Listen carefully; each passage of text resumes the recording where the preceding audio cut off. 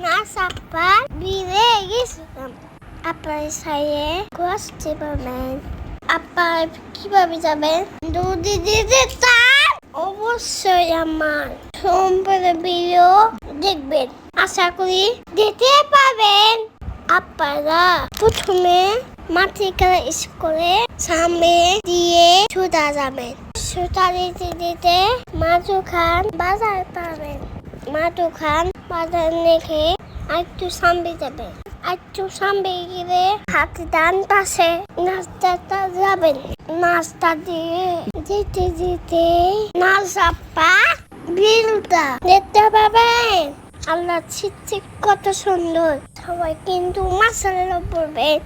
আপনারা না দেখলে বসবেন না যে কত সুন্দর।